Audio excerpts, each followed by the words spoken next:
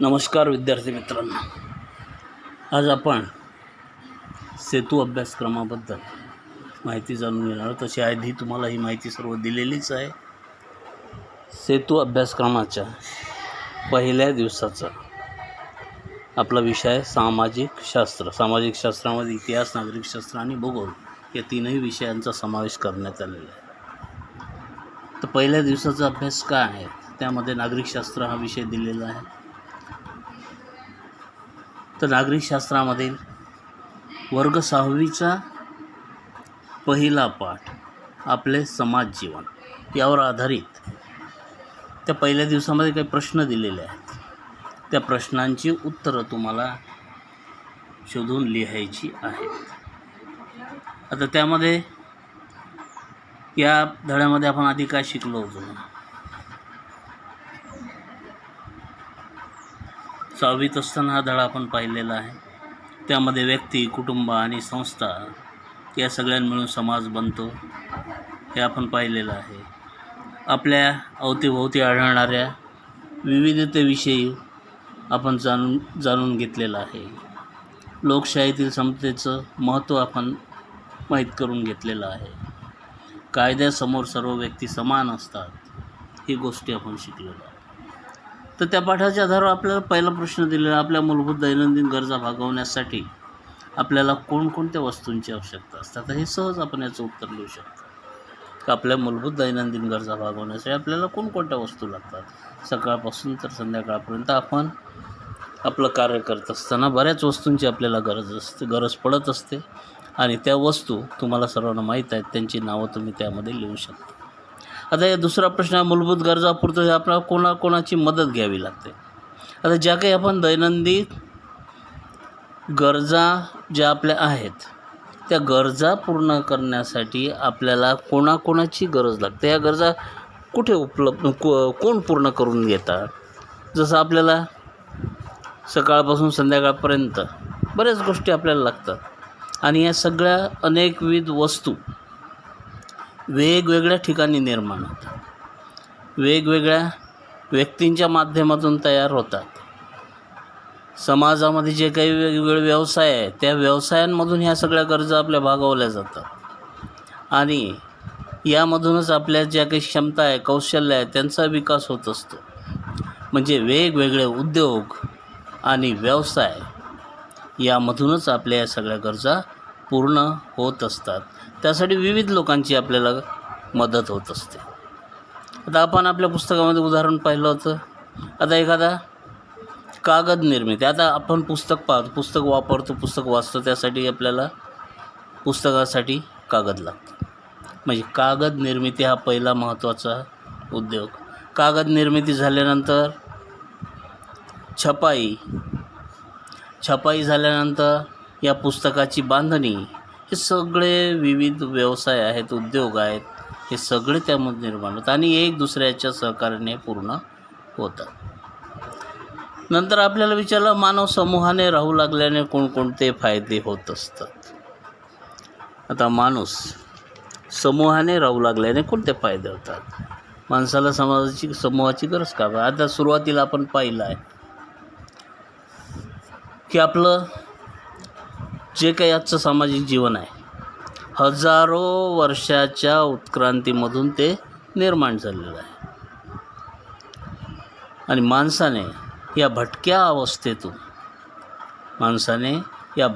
अवस्थेकडून या स्थिर जीवनाकडे आपली वाटचाल केलेली आहे.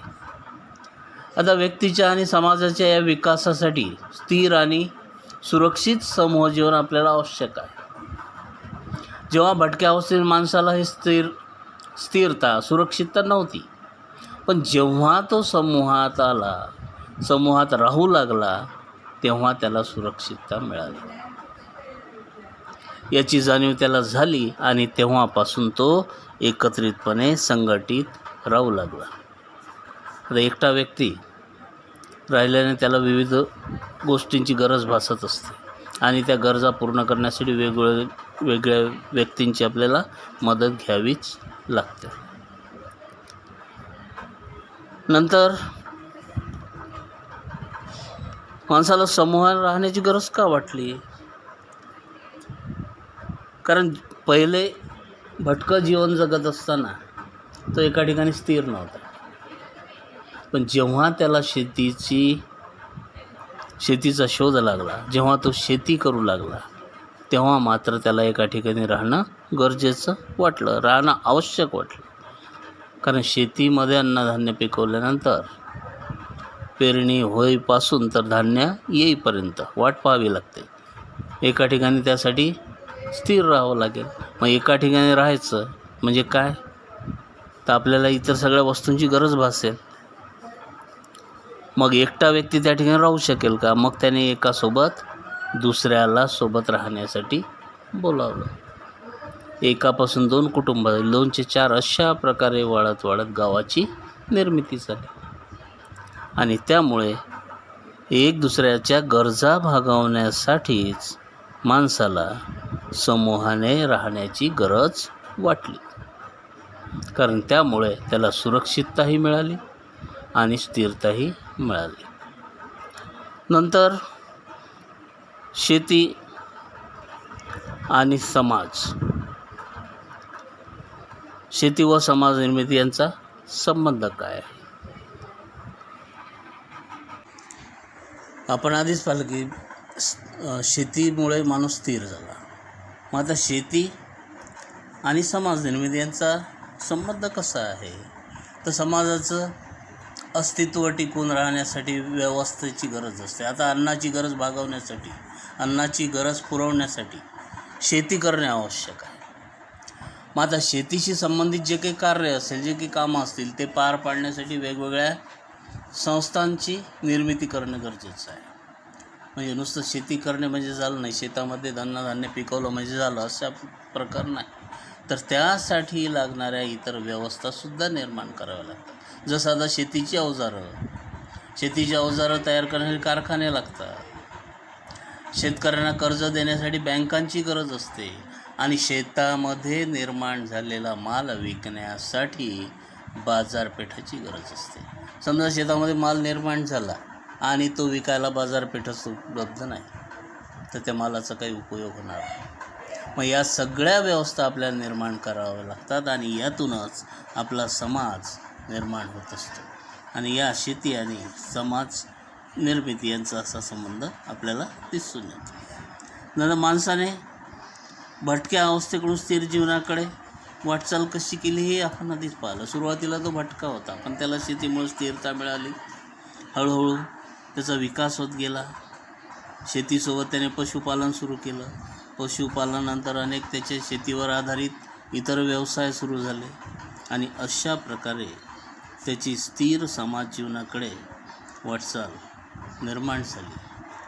नंतर भटक्या अवस्थेतील समाज जीवन व स्थिर समाज जीवन यातला फरक आहे आपल्या लक्षात येईल की भटकं जीवन हे पूर्णतः असुरक्षित होतं, अस्थिर होतं. पण जेव्हापासून मनुष्य स्थिर झाला, त्याला व्यवस्थित जीवन जगण्यासाठी असलेल्या सर्व सुविधा निर्माण कराव्या लागल्या आणि त्यामुळे तो व्यवस्थित आपलं जीवन जगू लागतो. नंतर समाजव्यवस्थेच्या निर्मितीमुळे कोणकोणत्या व्यवसायांची निर्मिती झाली. आता समाज व्यवस्था निर्माण झाली, जसजसे आपल्याला गरजा पडत गेल्या.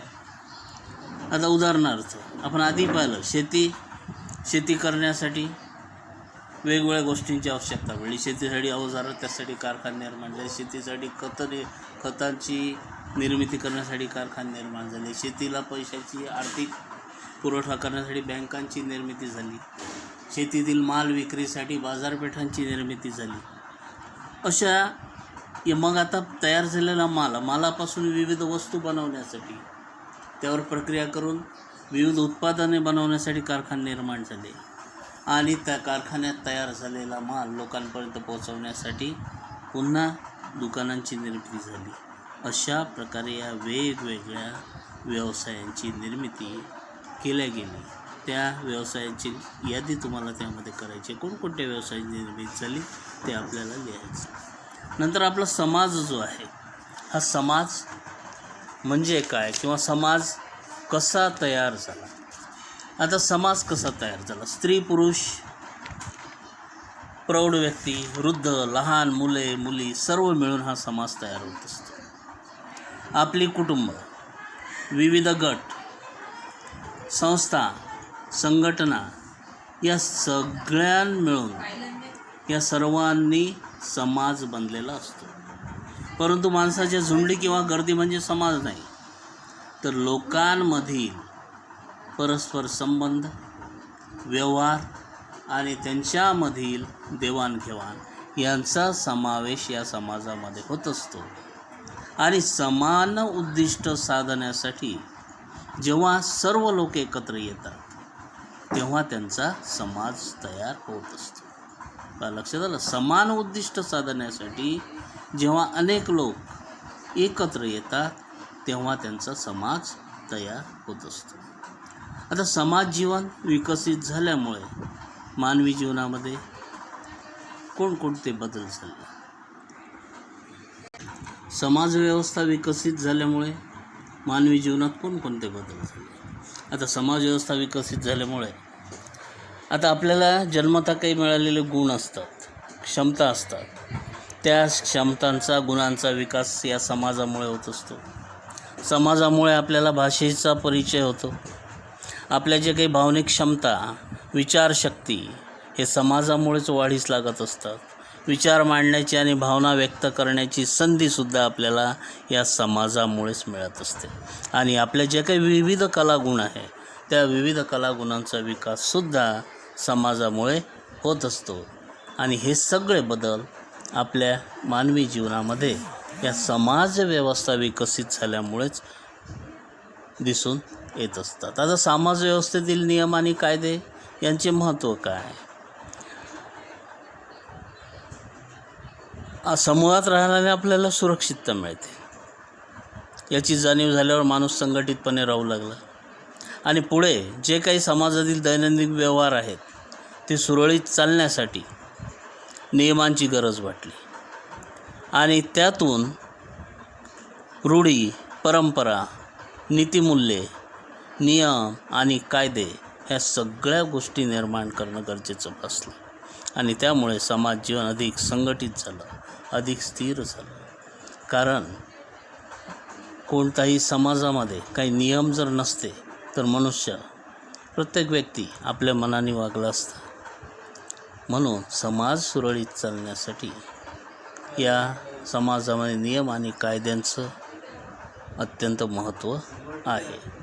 तर अशा प्रकारे या माहितीवरून आपण या प्रश्नांची उत्तरं लिहायची आहे. थोडक्यात लिहिली तरी चालतील. या पहिल्या दिवसाचे प्रश्नांची उत्तरं तुम्ही वहीमध्ये दिवस पहिला तारीख टाकून लिहायचे. नंतर दुसऱ्या दिवसाचं कोणता विषय, दुसऱ्या दिवशीसुद्धा आपल्याला नागरिकशास्त्रच पाहायचं आहे. आणि दिवस व तारीख याचा मेळ घालून वहीमध्ये या प्रश्नांची उत्तरं, 5-6 प्रश्नांची उत्तरं लिहिली तरी चालतील.